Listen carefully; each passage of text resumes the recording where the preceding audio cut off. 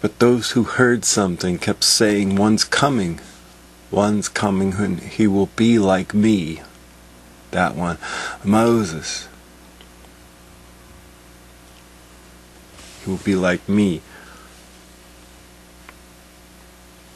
The one who was coming would be like Moses.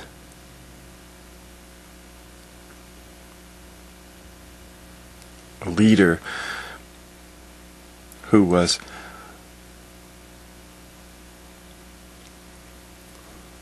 starting something new. Not himself starting a new thing, but acting as a shepherd for God's people. And God was starting something new. And even in this episode, when God is talking to Moses, he's fed up with the people. And he says, I want to wipe them out and start over with you. A new beginning. I want to make a new beginning because this people is just too far gone. The people keep doing the same things. They keep going to the same place. They keep allowing their cravings, their animal cravings, to guide them and direct them.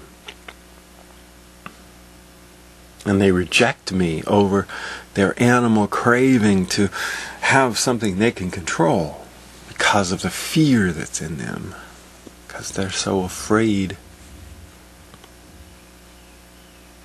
And I want to start over.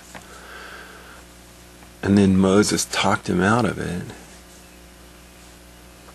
But it was in the same vein of Noah, where God started over. He wiped out what was wrong and bad, and he started over with someone who trusted him and who believed him, who believed that God was actually talking to him. And against everything that was observable, he kept believing that this impossible thing was actually real and true.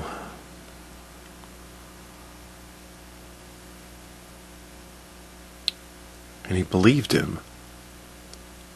And it's a precedent that God took one man who believed him and started over, started something new. This Noah. And he started again with Abraham. Someone who believed him, someone who trusted him, someone who believed that the impossible was actually true. Nobody knew, nobody even thought about one God when Abraham was alive. There was no such thing as only one God. It was all many gods, lots of gods. And one God talked to Abraham, and he believed that this impossible thing was actually happening. And he listened and he trusted him in the light of the impossible, in the light of bearing up what's impossible.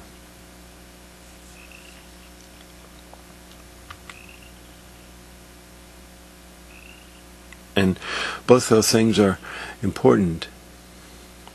That on the outside, in the world, in the experience of the animal in question, both Noah and Abraham, it seemed as though it were impossible. It seemed as though it were not able to be true. able to be real. And what's important is that that is the situation, and what's important is that they believed God anyway, because they heard something different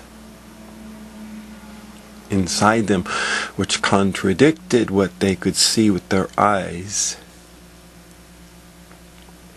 and evaluate with their mind and hear from the others around them and the way that they all lived about what is possible. So God started over with Abraham. And God started over with Noah. Noah was first, of course. And God wanted to start over with Moses. He wanted to start again. With this Moses, he wanted to wipe out the people just like with Noah. Moses talked him out of it. And then when they went into the land, there were small instances of the same kind of thing. God raising up judges, trying to start over. These little instances of God raising one up to sort of start over. Start over with this idea of not just a common people, not just common animals like everyone else, but a particular people, a specific people. And David was the same kind of idea. God starting over with a particular type of leader, a more refined version of the one who was to come, who kept being promised by the prophets, kept talking about him. He's coming, he's coming, he's coming. Psalm 89 today is about that. So what happened when the Son came? What happened when this one came?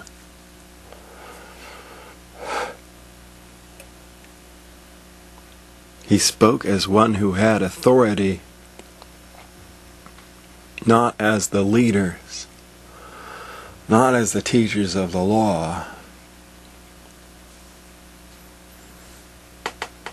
but the Son spoke as one who had genuineness, who knew what he was talking about, who had an authority that wasn't seen in the world of men.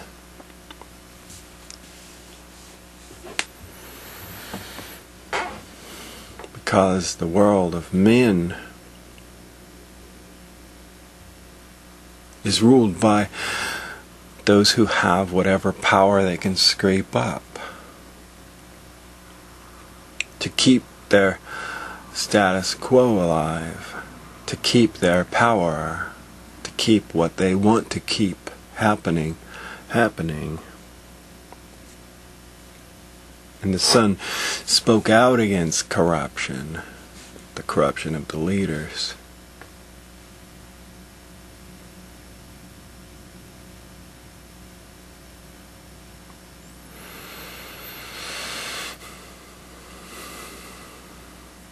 Because these shepherds were in it for themselves. But he heard another word. He heard the same kind of word that Abraham heard, and that Noah heard, and that Moses heard, that David heard, that the judges heard. The word of genuineness, authenticity,